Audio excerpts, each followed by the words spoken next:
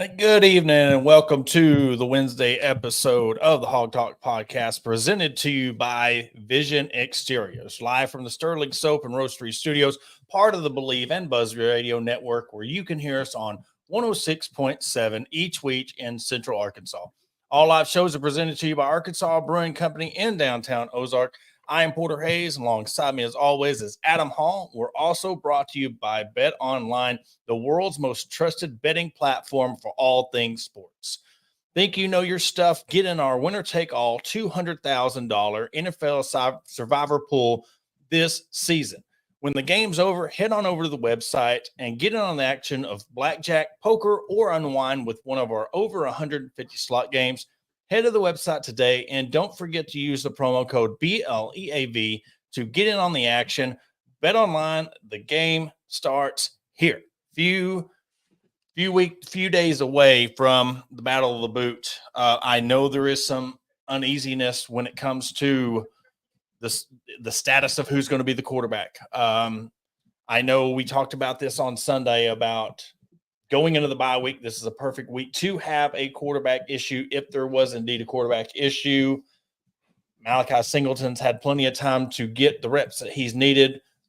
We don't know. We heard from Sam Pittman about the progression of Taylor Green, but nothing certain on Saturday. And I have a feeling this is going to turn into one of those game day situations. They're going to put him as probable, questionable, because of the protocol when it comes to the SEC injury report, but I really don't know. I've heard from what I'm hearing, there's more he's not playing or they're expecting him not to play than I'm hearing that he is going to indeed play. I personally don't feel like we're going to see him suit up this weekend. It's one of those that I look at the bone bruise, which is what they've been reporting as. We've been missing Jalen Braxton for a few weeks now. Not going to play this weekend from what I've heard out there, what's been put out there. And his was a bone bruise also. And, obviously there's different severities and whatnot, but I think at this point it's just going to be that questionable, probable, whatever until game time. I think Malachi Singleton is the one that they have been preparing since they got back to practice after the Tennessee win. So it's one of those that they're getting this team focused, ready for Malachi Single to be the one to trot out there and start the game. I know that, today on halftime, Matt Jones talked about, no, he didn't think he was going to play either. And he was just like, maybe you see him trot him out there or talking about Taylor Green, come out there for a series or two to see how he does and then pull him if you need to or whatever. I don't think you do that personally. I just think it's either you're going or you're not going. And in this instance, I think we're going to see Singleton. Yeah, and if you're not confident look, they had the situation last year where they brought KJ Jefferson back too soon, and we seen how that went with Malik Hornsby. And I don't think Pittman's wanting to do that same thing again. The good thing is you have a guy in Singleton who's been in that fourth quarter game time situation against Tennessee, putting the team on his back, going down and scoring. As we said before, debatable letting him score, but you still were able to win that football game. The confidence that gives you knowing you're going into yet another game against a ranked opponent in Fayetteville at night, you're going to have the whole crowd behind you. I think we're going to see a bigger crowd than we did against the Tennessee game, but I think they do feel better in this situation of knowing that if indeed it is Singleton, he's going to be able to get the job done. Mm-hmm. Granted, you are playing against LSU. So, it's one of them things with Taylor or Singleton. It's still a tall task. I know it gives you more of because he is your quarterback. He is your QB1 of beating LSU, but just the way this defense is playing, just with how the momentum of this team is building, I still think they can beat LSU even if Singleton is the quarterback. Oh, and you got to think too from the coaching standpoint with Pittman. The Malik Hornsby thing was 2 seasons ago, with KJ being out and rushing him back. I think you get into an instance that you got some PTSD when it comes to some of that, and you don't want to rush your quarterback back, especially with, and this is no knock at any backup in the country, but it's one of those things that you don't want to put your backup into a situation that they can't handle. And so, it's one of those things, like, I get that, but in this case, you can't rush him back just because the uncertainty of your status at backup, Yeah. if they're ready or not. It's one of those that you just hope that Petrino does what Petrino has done in the past, and your backup is ready to go. Your backup, knows what to do, know where the ball needs to go. I have zero doubt that when you have receivers like an Andrew Armstrong who's going and catching anything you throw at him, that should bode well for any quarterback that's behind the line. They know that they have a guy that they can go to. Flip side of that is LSU's always played us well. They're always I'm not going to say their defense is that great this season, but the further you get into a season and the further or along you go and you see that Arkansas has this one key receiver, at some point or another, they're going to try to take Andrew Armstrong out of the equation, whoever's back at quarterback. So you've got to have Tesla or Satania, any of them, step up to be that other threat in the receiving game. But, like we've talked about, go back to what you're great at, which is running the football. Yeah. And that's what they have to do. Yeah. And with the questions at O-line protecting the quarterback, we've seen what happens when they're able to get pressure on Taylor Green.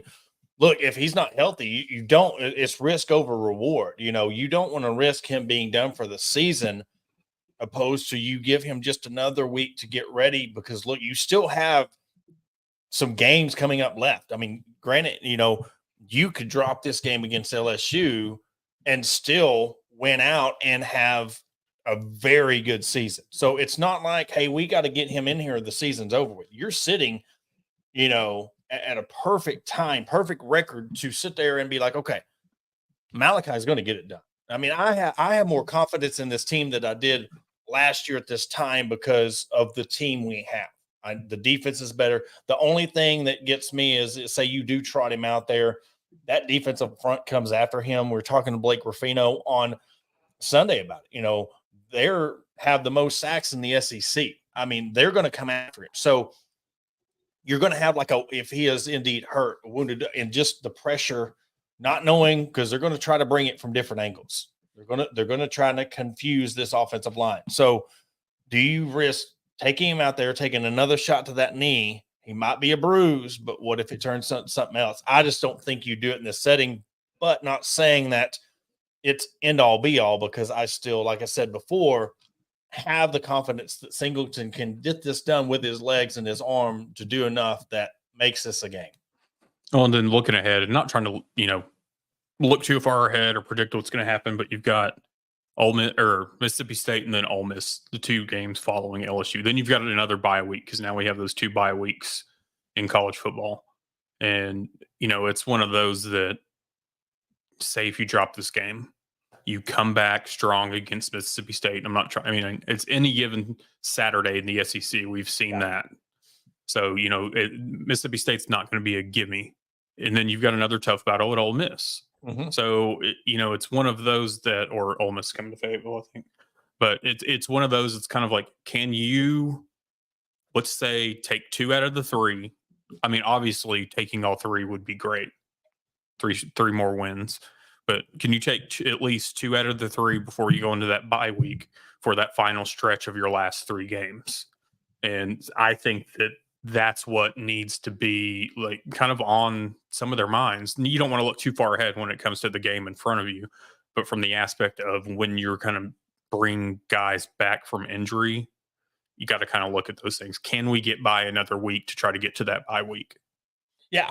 And that, you said it perfectly. That puts, if, let's say everything holds out. I mean, you've got Mississippi State, Ole Miss, then another bye week. So them having 2 bye weeks now, really, and it being in the back end. Look, you're not having go 1 week, 2 bye week, week 9, 1, 10 bye. I mean, if anything, this is why I'm really, again, when you're talking about the schedule and this team and how everything's starting to form together, and then you have these 2 bye weeks.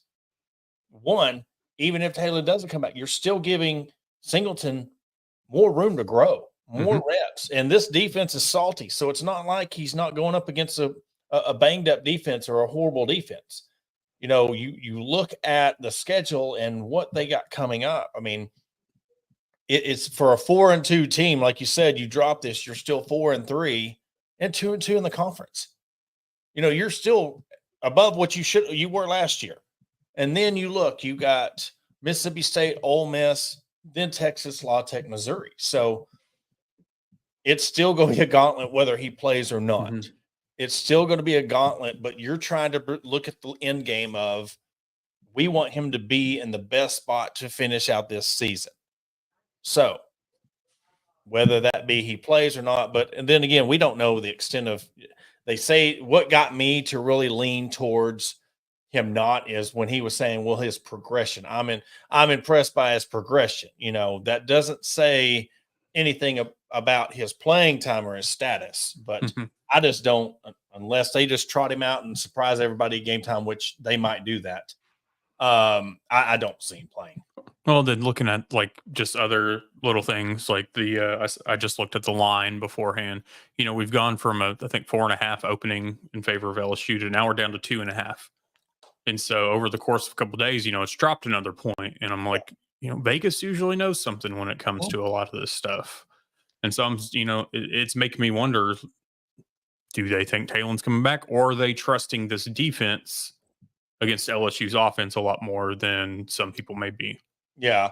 And this too, I know we've spent most of our time talking about, Talon Green, or if it's going to be him or Singleton, but we really need the run game to, as a team against Tennessee, they had 158 yards rushing. We're used to Jaquindon Jackson getting out alone. We have to get that back on par. And you nailed it. You've got to get somebody other than Andrew Armstrong. Satania's getting targeted more throughout the last couple of weeks. He had 5 receptions for 72 yards against Tennessee. But you're going to have to also get some touchdowns out of that.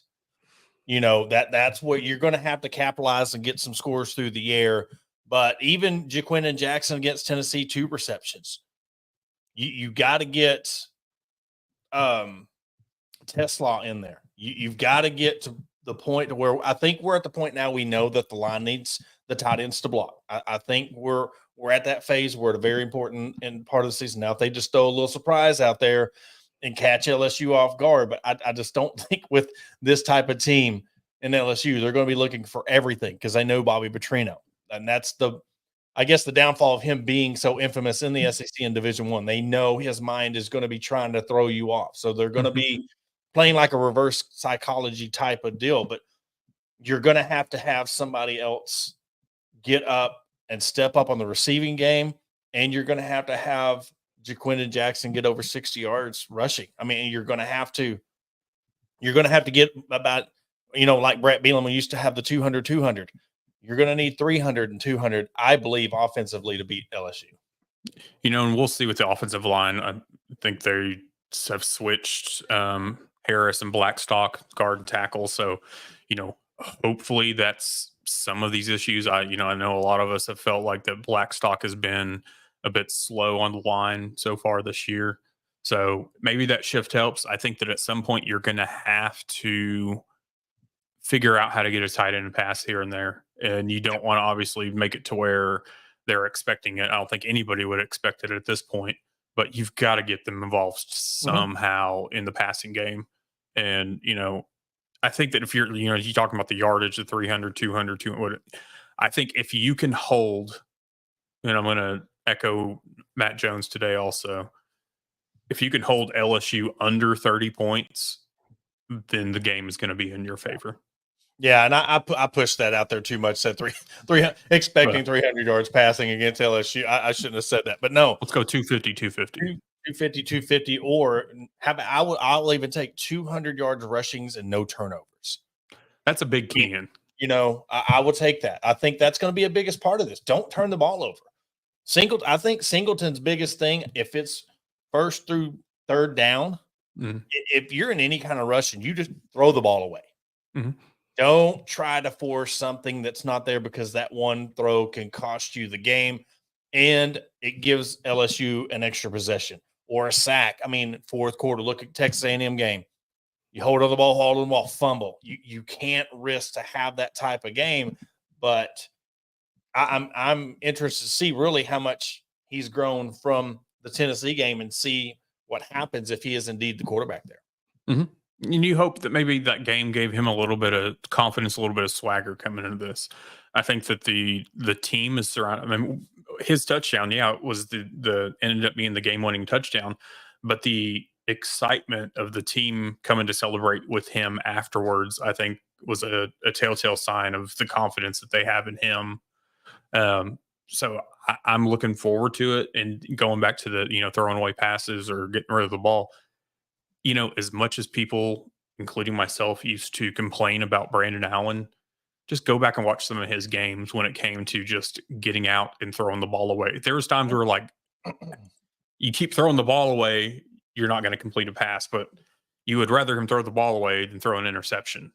Yeah. So I think we've had it in the past. We've had quarterbacks that held on to it too long, took too many sacks, tried to take off. I mean, that's one thing that, and not to knock KJ here, but he didn't always throw a lot of interceptions because he also took a lot of sacks or took off running with it. He wasn't throwing the ball away. So it was one of those that he wasn't throwing picks, but he was taking sacks. So, it's kind of, you got to figure that one out. Yeah. And you speak of Brendan Allen, you wouldn't be in the league. He's drafted in 2016. That's crazy that long ago. But, he's been a journeyman backup quarterback and he's had his chances to shine, but he's still always been there.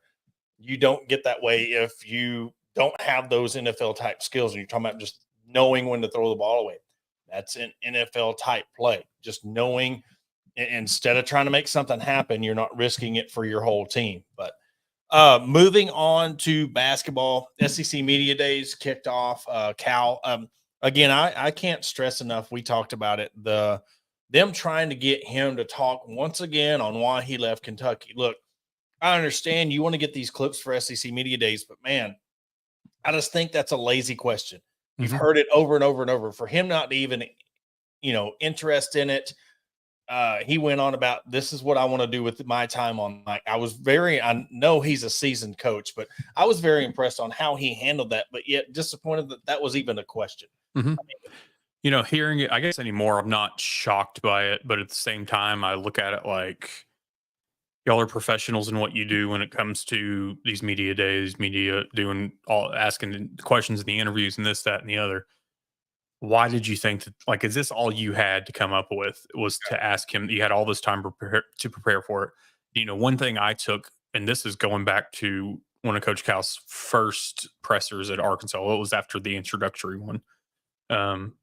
He's made a comment to the media because he was asked a question, and then he just kind of said, basically, it's like, hey, you can ask questions and I might answer whatever, but I still know what I have to say and what I'm going to say.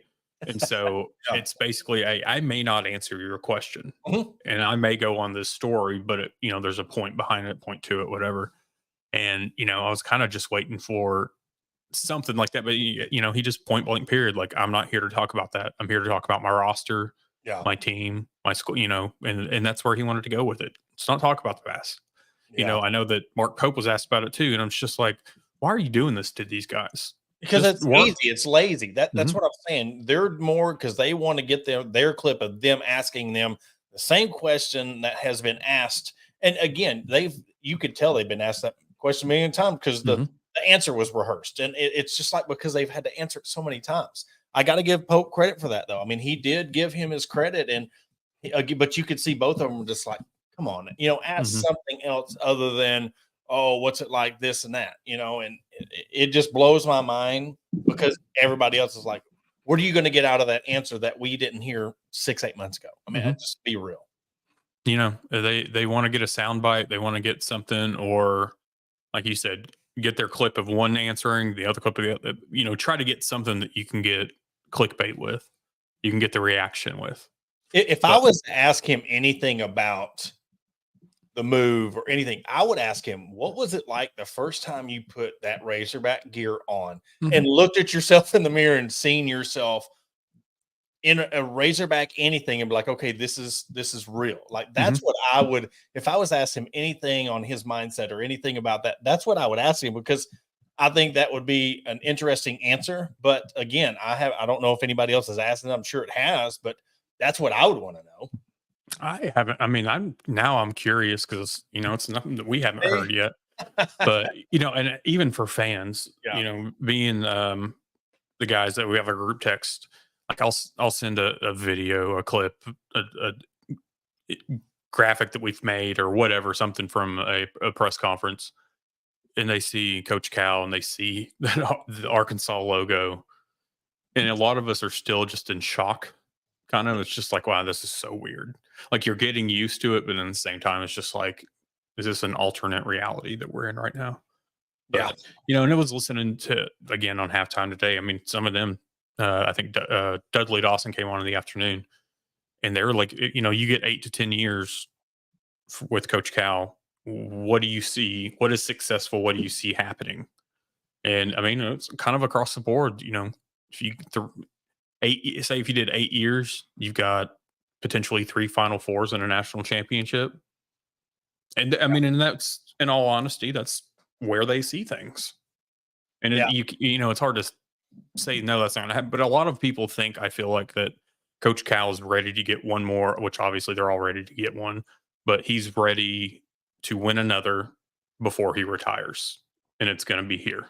And I think that it couldn't have been a better college, because you think about how much he wants to win a national championship, how much the program, university, and I'm saying as a whole, they are thirsty for another national championship in any the major sports, right? Perfect combination of this guy wants one more before he rides off in the sunset, and Arkansas is desperately wanting to get that national championship back. They're either wanting in football, basketball, or baseball, to really solidify everything that these fans have been going since 94, waiting that long for any kind of national championship, the closest they've been since, that play in Omaha. But, it's just the fact that would do so much, and it would be worth it. And honestly, from a fan standpoint, it would just give you one more reason to be able to laugh at Kentucky again. Whatever you can call us rent free, what we're doing it to each other. So it's not really, if we're paying each other rent, how's it rent free? It's just, but it is the perfect combination. And you look at how they ranked them nationally and in the SEC, it's like they know the talent's there. They just don't know what to do with them. That's 100%. 16, it's like middle of the pack both ways. And I think that was very interesting, but respectful.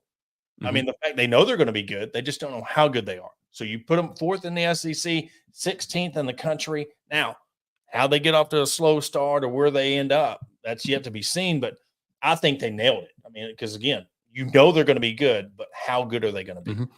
Well, and I think Cal handled a lot of that well yesterday too. Just talking about, hey, putting us 4th, putting us where we are. There's a lot of good teams, and you're looking at a league now that previously you're looking to get, you might get in 3 to 4 SEC teams into the tournament.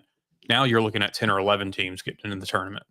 So this conference has grown tremendously when it comes to talent on the court. I mean, and it's one of those that he is, I'm not going to say he's unsure, because I think he's probably the most sure out of any of us. But he's just kind of the other teams, he's unsure of what they're going to put on. He knows what he has. Yeah. But it's how are these other teams going to prepare, and what do they have coming out? I mean, he even said, hey, if we start slow offensively, that could happen. And so he's getting, which we heard from Eric Musselman previously, he's going to get them ready defensively, and the offense will come. So, it's one of those, when you have this caliber of players coming in, you just hope that the personalities mesh well, which is what you're going to have to do when you're getting, I mean, this is just like we've done with Eric Musselman before. We've got a whole new team. Yeah. We've done this before.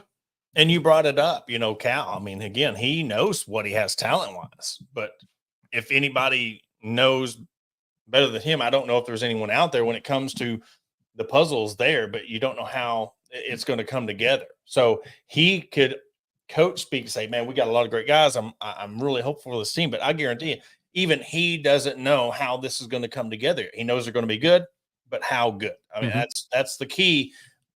And it's not like football. You don't have 12 games, 14 games to figure it out. You got a whole season really to figure out.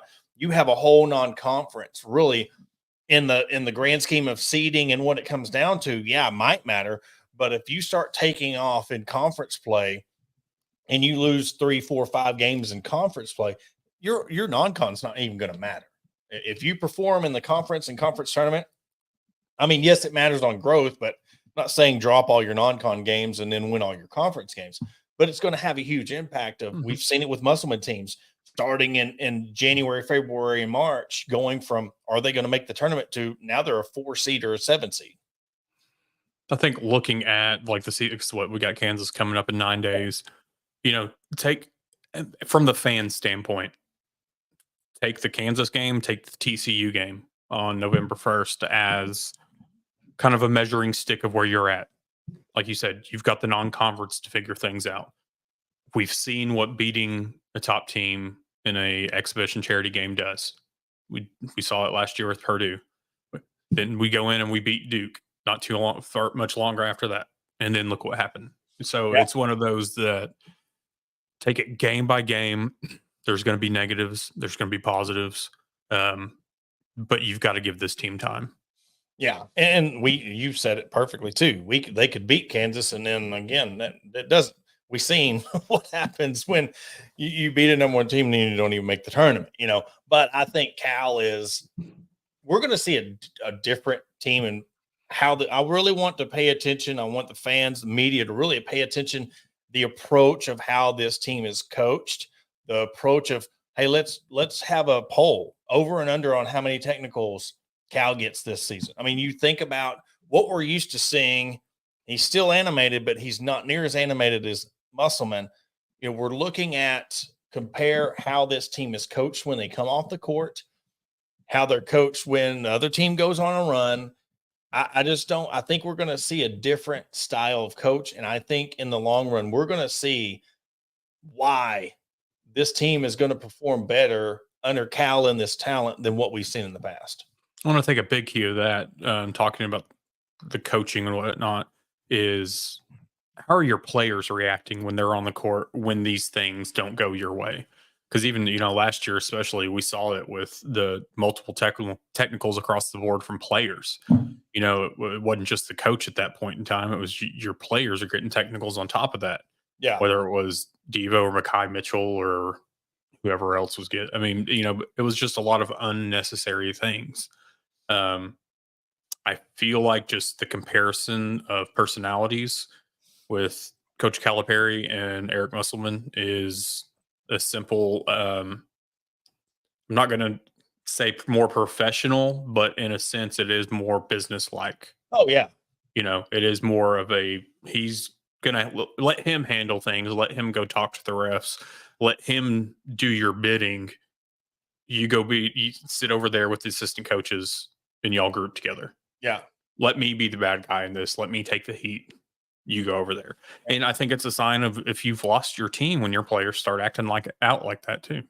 Well, and we've seen it in college football. I mean, look at Alabama and stuff, and how it happens. It's out of pocket, but yet the back side of it, there's no talk about Saban, how he used to do players compared to what's going on this season.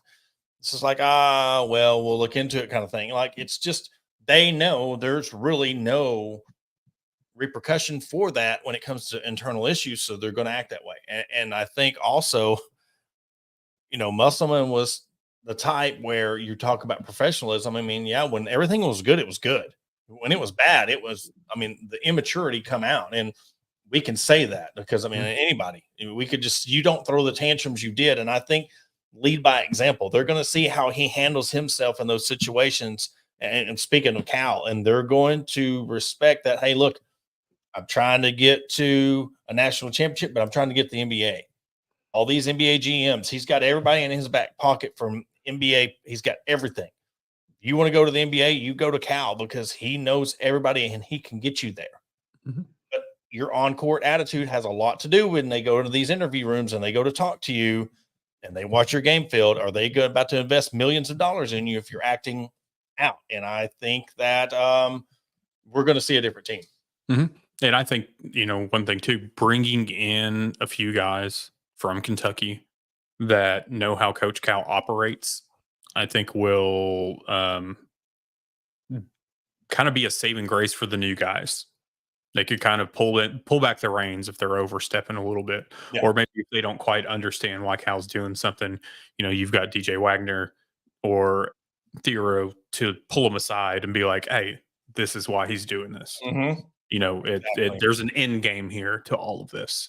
Otherwise, these guys wouldn't have followed him here. Yeah, exactly. They know the end game of the NBA, especially making it to the league and getting that big paycheck, and they know who it goes through. Well, I'm excited to see how this. I honestly, when you said 9 days or 8 days away, I couldn't believe. I mean, we're already that far into the football season. October 25th, 8 p.m. Bud Walton Arena, and then followed by Friday, November 1st in Fort Worth against TCU.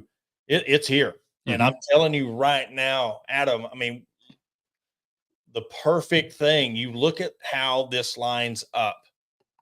If Arkansas beats LSU on the 19th, carry that win, and then you're playing Kansas in Bud Walton Arena. Look, it's already sold out. Yeah. When is the last time? I'm talking energy. When is the last time that energy has been like that? Because you remember when they played Duke, the Bobby Petrino flag was flying over, and we're focused on that. Think about if they beat LSU and you carry that energy into Bud Walton Arena, then you go and beat Mississippi State. We could be in for one of the best atmospheres, and I would say even better than 21, because the combination of this impact of this basketball team, the hype, and then you turn around and lead into that game. We could be having a very good week in Fayetteville the next couple of weeks in Fayetteville. I mean, the month of November could be big overall. Yeah. I mean, or end of October leading into November. These next couple of weeks could set up the University of Arkansas campus for at least through the end of the semester, one way or another. Yeah. I mean, when you look at it, you just talk about mayhem. And Dixon Street will be hopping. Yes, exactly. So, but hopefully we're good. I mean, that's the thing. I really want this win, program standpoint, moving back to football. Adam, this is a proving win. This is where those one that are on the fence, it gives you that reason to believe again. I think that Arkansas does come away with the win. I think that sets the world on fire. I know in the past that you try to believe in the team and something happens. I really think this is the game that puts it all together. I think this is a team that you're used to playing well, and you have won, opposed to the monkey game and the monkey off your back game against Texas A&M. If they do it, I can't wait to see the reaction if Arkansas indeed pulls off yet another upset in Fayetteville. Your last 3 games each have been decided by 3 points, so we're in for a dogfight one way or another. It's just a matter of who's going to come out on victorious in this. Exactly. And we obviously, we hope it's Arkansas. Yes, we hope Arkansas gets that boot, brings it back to Arkansas. But that's going to do it for this episode, this Wednesday episode of Hog Talk Podcast, presented to you by Vision Exteriors. We want to really thank all of our sponsors, Bet Online, Buzz Radio Network, Believe Network. Thank you for another stream. Thank you for all of our listeners. Hopefully we're coming back to you on Sunday night talking about a Razorback win. Woo pig.